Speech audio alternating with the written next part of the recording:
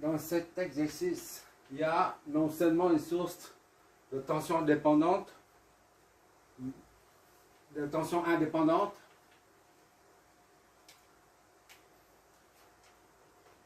VS qui est à 2 volts. En plus de ça, on a deux sources de courant indépendants, IS1 et IS2. IS1 fait 2 ampères, IS2 fait 7 ampères. Pour les sources de tension indépendantes, quel que soit le courant qu'elle débite, la tension à ces bornes reste constante. C'est toujours 2 volts. Si elle débite un courant de 5 ampères, ça reste 2 volts aux bornes. Si elle débite un courant de 5 mA, c'est toujours 2 volts à ces bornes. Si elle débite un courant de 100 ampères, on relève toujours, on mesure toujours 2 volts à ces bornes. C'est pour ça qu'on appelle une source de tension indépendante. D'accord? La tension à ces bornes reste toujours constante. Quelle que soit la tension à ces bornes ne dépend pas du courant qu'elle débite. D'accord? Pour une source de courant indépendant, c'est à peu près le même principe. Là, par contre, c'est quelle que soit la tension à ces bornes, aux bornes de la source de courant indépendante, quelle que soit la tension à ces bornes, cette source de courant indépendante débite toujours 7 ampères. D'accord? Si ici c'est 5 volts, elle débite 7 ampères. Si ici c'est 20 volts, elle débite toujours 7 ampères. Idem ici. Quelle que soit la tension à ces bornes, cette source de courant indépendante débite toujours 2 ampères. Voilà.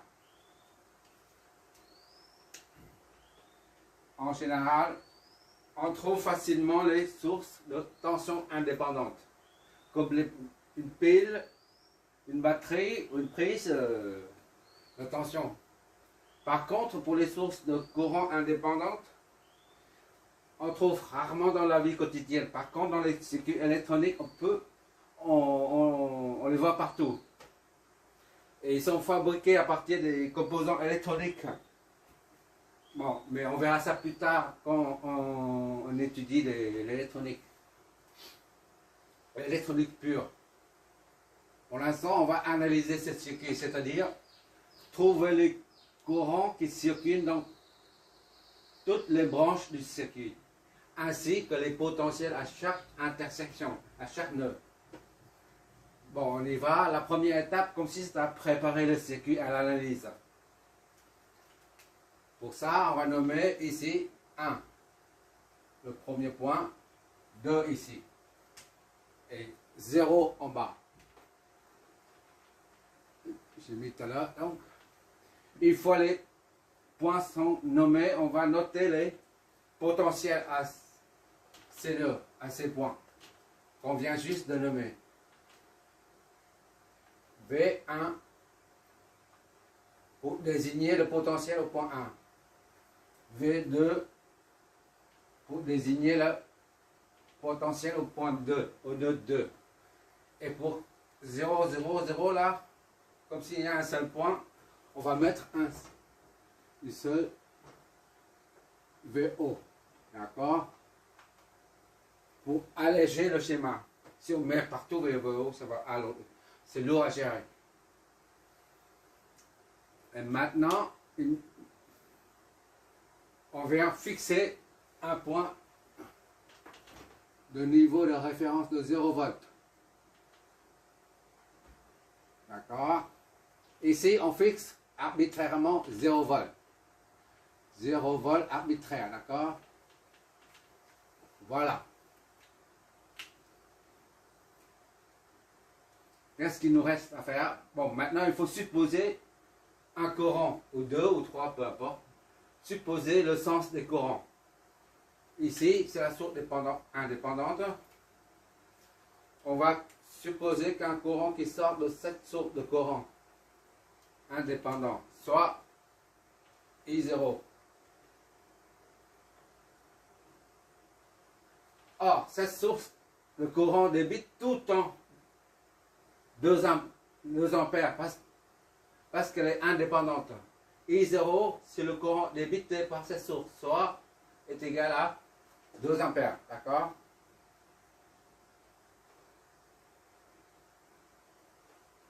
Maintenant, ce courant arrive jusque là, ça va se scinder en 3. I1, I2, voilà, ça, on verra ça plus tard. Disons ici, I3,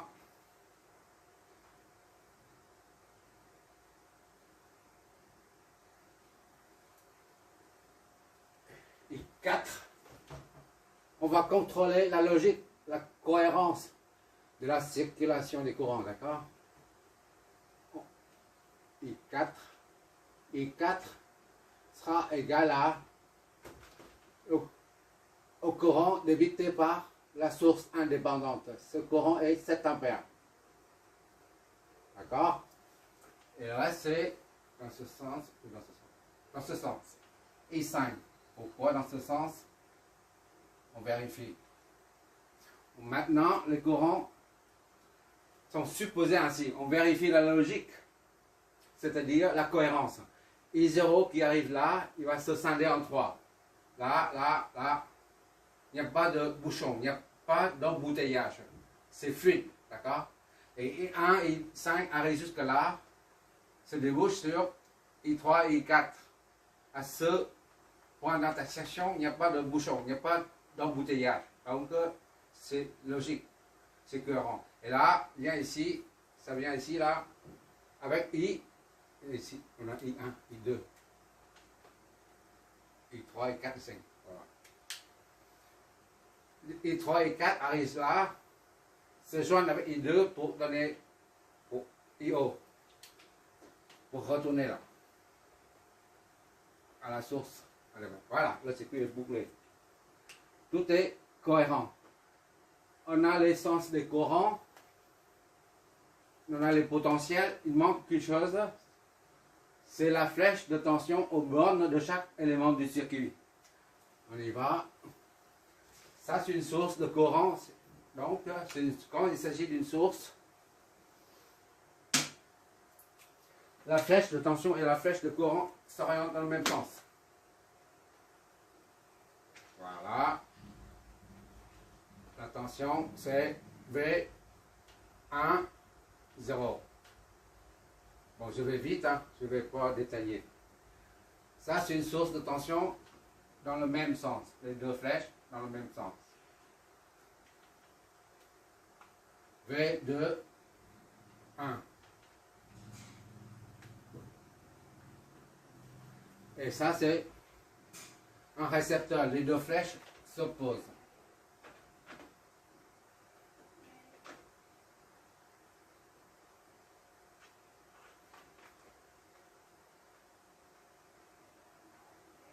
V. Et combien ça?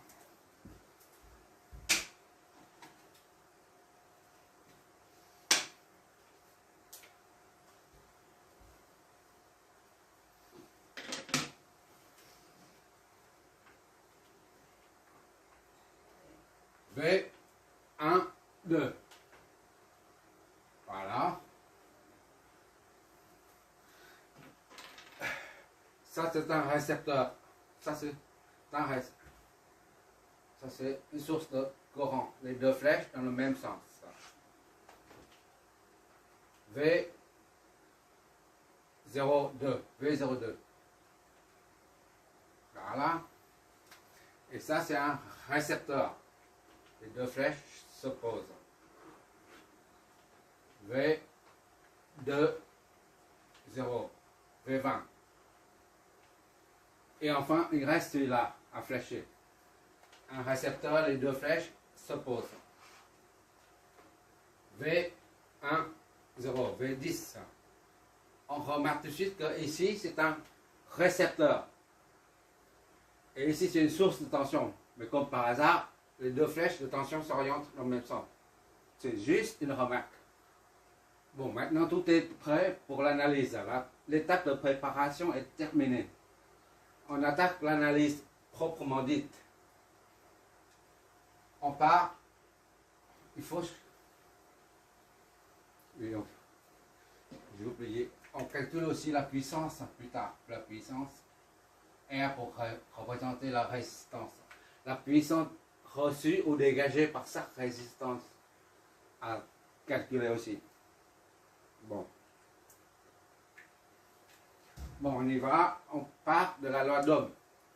La loi d'Ohm nous dit la différence de potentiel aux bornes d'une résistance R est égale à RI est égal au courant qui la traverse. Voilà, notre fameuse loi d'Ohm. On part d'ici, là, on attaque cette résistance. La différence de potentiel aux bornes de ça est égale à R1 fois I1. R fois I. Soit V12 est égal à R1 fois I1. Or, V12 est égal à V1 fois, moins V2 égal à V1 I1. D'accord? Soit I1 est égal à V1 moins V2 sur R1. D'accord? Puisque R1 est égal à 10, donc I1 est égal à V1 moins V2 sur 10. C'est notre première équation. D'accord? On applique cette formule de la loi d'Ohm au deuxième récepteur. La différence de potentiel V10 aux bornes de la résistance R2 est égale à R2 fois I2.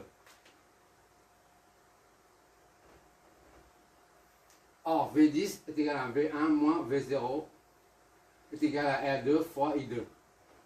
D'accord? Je vais vite avec cet exercice.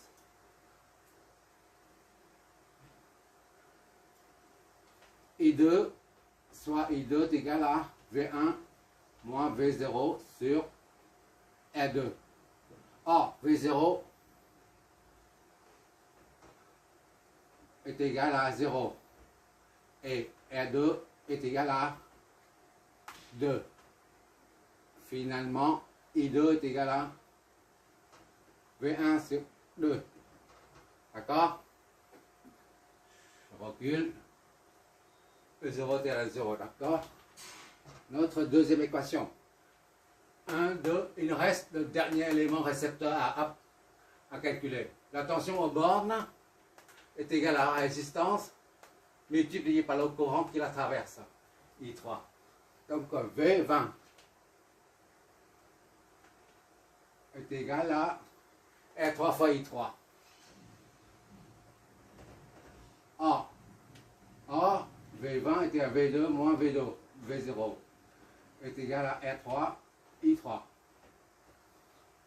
Soit I3 est égal à V2 moins V0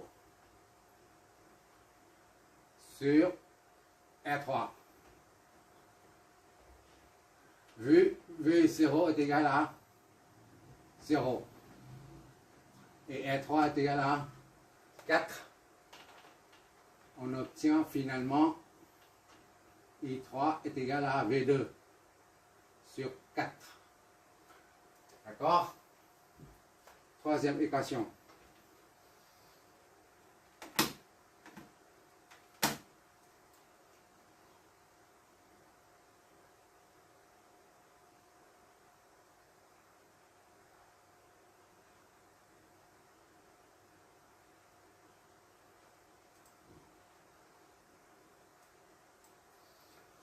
On se débrouille comme on peut pour trouver, comme on a ici deux potentiels inconnus, V1 et V2. V3 est connu, V0 est connu et 0 volt. Donc on a deux inconnus à trouver. Bon, on se débrouille comme on peut pour trouver deux équations contenant ces potentiels. D'accord? Maintenant, soit on utilise la loi des nœuds, soit on utilise la loi des mailles ou par un autre moyen. Ici, on va exploiter la loi primo, la loi des mailles. On part ici, là, 0, point de départ, on monte, on suit la flèche, on tourne à droite la flèche, attention, et on suit la flèche, on retourne au point de départ. Et tout ça, puisqu'on suit le vecteur de tension, d'accord, le vecteur de tension. Et la somme, le fait de partir d'un point et revient au même point, ça donne une somme vectorielle nulle. La résultante vectorielle est nulle. Voilà. Il faut pratiquer, il ne faut pas développer la théorie des vecteurs et l'addition ou soustraction des vecteurs. Ça embrouille. À force de pratiquer, ça va rentrer. Ça, c'est une expérience personnelle.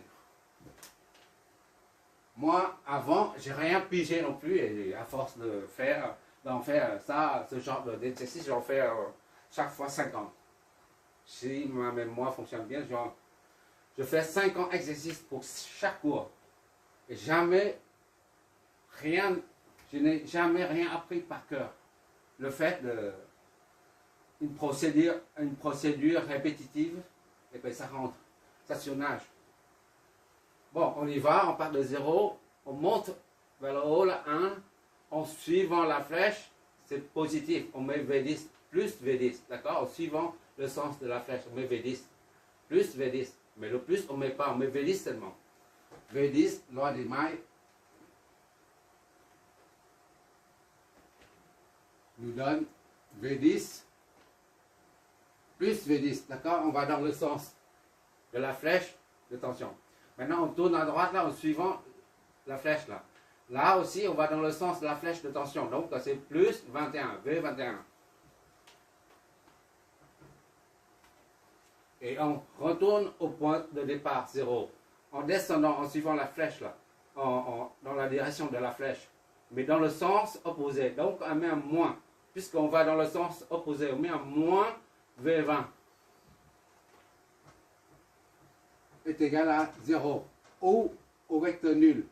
Là, on peut mettre les flèches, hein, mais ça ne fait qu'embrouiller. C'est pour ça que je préfère mettre 0.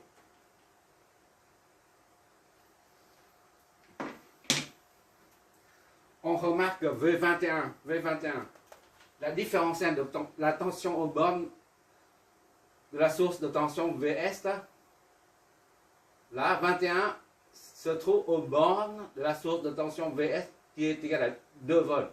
Donc, la tension V21 est égale à 2 volts. On met là-dedans. On reprend V10 plus 2 volts moins V20. D'accord, est égal à 0. On décompose le potentiel. V10 est égal à V1 moins V0 plus 2 volts moins V2 moins V0 est égal à 0. Je vérifie le cadrage. Ok, c'est bon, ça marche toujours. Ok. Une fois décomposé, le potentiel, on enlève les parenthèses. Soit V1 moins V0 plus 2 volts moins multiplié là-dedans V2 plus V0 est égal à 0. Ça et ça, on simplifie. Mais on n'a même pas besoin de les simplifier puisque V0 est 0. Ici, c'est 0. Ici, c'est 0. D'accord? Il nous reste donc V1 plus 2. 2 moins V2, d'accord, est égal à 0. Soit V1 moins V2 est égal à moins 2. On appelle cette équation A. D'accord? On a la première équation qui contient les deux potentiels. Comme il y a deux inconnus à trouver, il faut une deuxième équation. D'accord?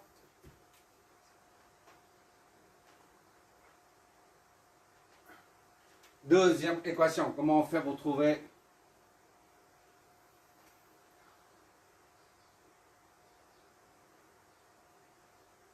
On va utiliser cette fois-ci de la loi des nœuds. En remarquant ici que I2 descend ici, I3 descend ici, I4 descend ici. Ces trois-là se joignent au point 0, au nœud 0, pour déboucher sur I0. D'accord? Pour se déboucher sur I0 là. Donc, on dit I2 plus I3 plus I4 est égal à I0. C'est ce qu'on appelle la loi des nœuds. Bon, enfin, bref, on voit, hein, on voit. On n'a pas besoin de citer la loi. I2, I3, I4.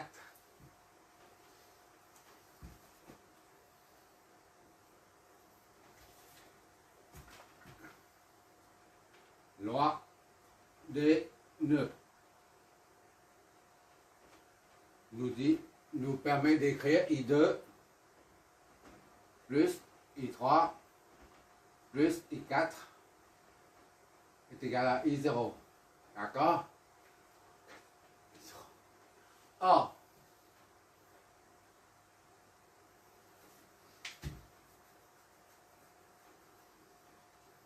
on remplace là-dedans. On reprend ici, I2 c'est là.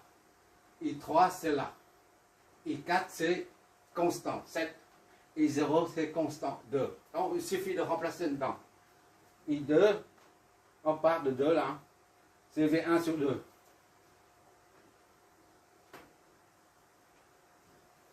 I2, V1 sur 2. Plus I3 c'est V2 sur 4. Plus I4. I4 c'est quoi? I4 c'est là. 7 ampères. D'accord? Est égal à I0. I0 c'est 2 ampères.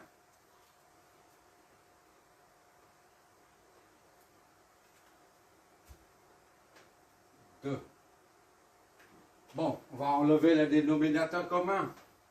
Ça fait 4 divisé par 2, ça fait 2, 2V1. Plus 4 divisé par 4, ça fait 1, 1V2. 28. 8. Voilà. On enlève le dénominateur.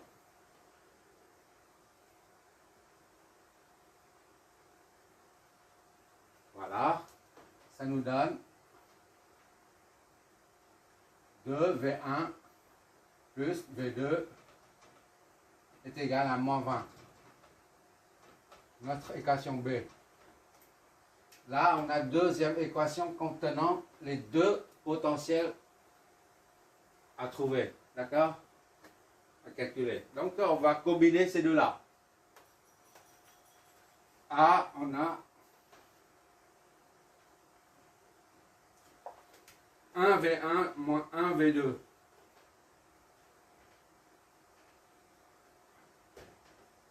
Est égal à moins 2. C'est bien ça? Moins 2. 1V1 moins 1V2. 2V1, c'est l'équation B. 2V1 plus 1V2 est égal à moins 20. Ici, là, le système d'équation est relativement simple. On n'a pas besoin de matrice pour résoudre ce système d'équation. Il suffit de les additionner. Ici, 1 et 1, on va une addition. Addition, c'est ça, la somme. D'accord? V1, 2V1, c'est 3V1. D'accord? Moins, plus, moins V2 et plus V2. Ça va être nul. Et ça, moins 2, moins 20, moins... moins 22. Soit V1 est égal à moins 22 sur 3 ampères. D'accord? Là, c'est V1. Voilà. Le premier potentiel est trouvé. Maintenant, on remplace la lampe pour en déduire le deuxième. Le A là.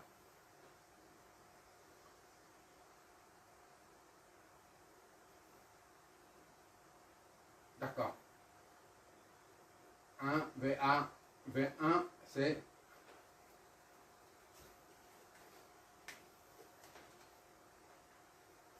fois 1 V1 c'était ça.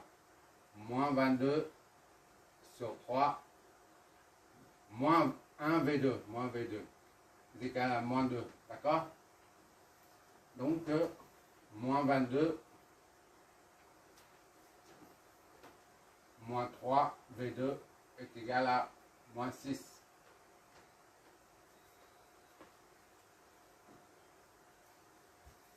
Trois V2 à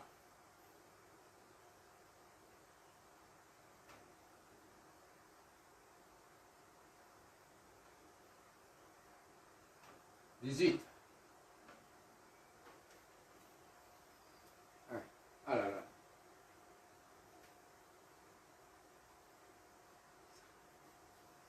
16, c'est pas 18. 16 sur 3. D'accord?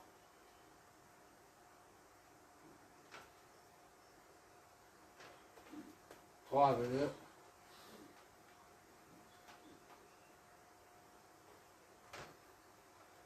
V2 est égal à moins 16 sur 3. Ici, ça c'est des volts.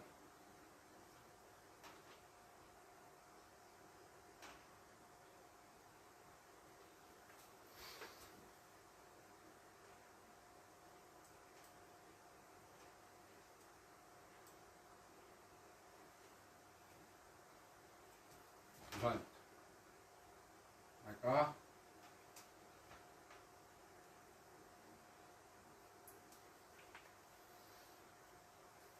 C'est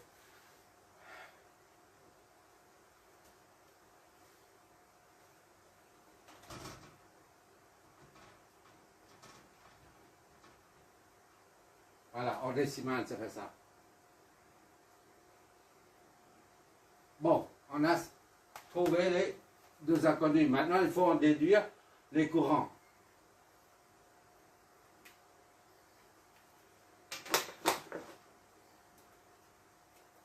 Les tensions sont négatives. Hein. On a le signe moins, signe négatif. Bon, pour le courant I1, c'est l'équation 1 nous donne ça. I1 est égal à V1 moins V2 sur 10. V1 moins V2 sur 10. Soit V1 c'est ça. Moins 22 sur 3 moins V2 c'est moins 16 sur 3. Le tout divisé par 10. D'accord?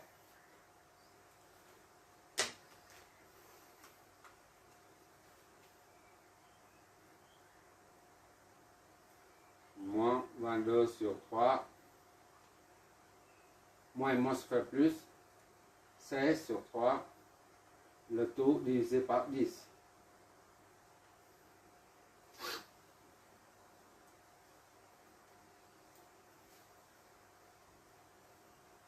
Moins 1,5.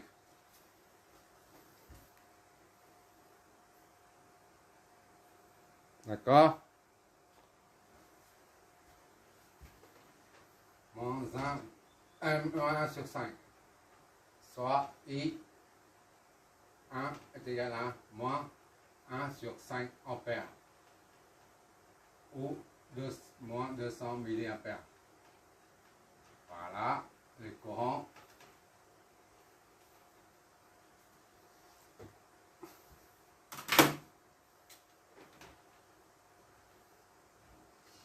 Le courant I2 provient de cette équation. 2 I2 est égal à V1 sur 2.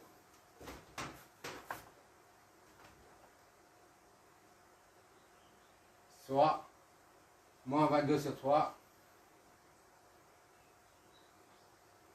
divisé par 2. Ça fait moins 11 sur 3. D'accord?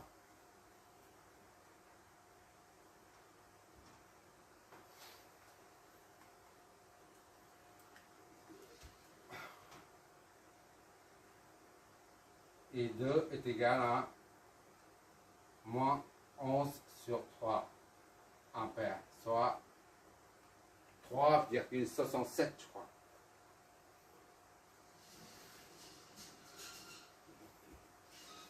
Moins 3,67 ampères. I2, d'accord? Et I3, ça vient de cette équation.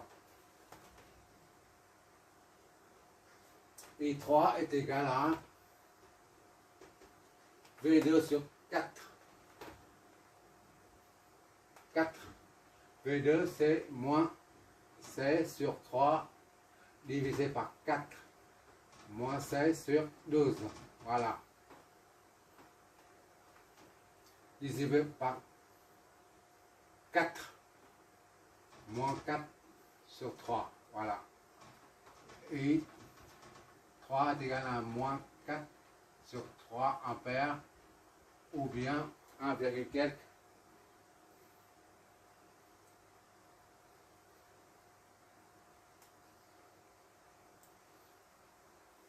Moins 1,33 ampères. On remarque que tous ces courants sont négatifs. Négatifs. Négatifs. De même que les tensions sont négatives. C'est étonnant. On verra pourquoi tout à l'heure. Bon. Maintenant, qu'est-ce qu'il nous reste? I1, I2, I3. I1, I2, I3. I0, I4, c'est connu. Il reste I5.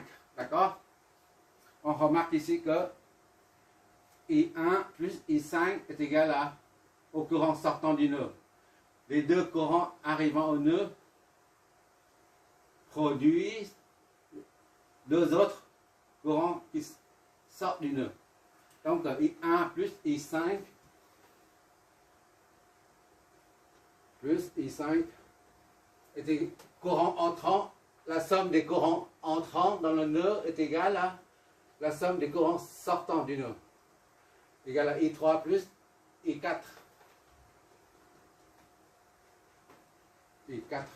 Est-ce qu'on voit toujours là le cadrage? Ok. Donc, de là, on en déduit I5.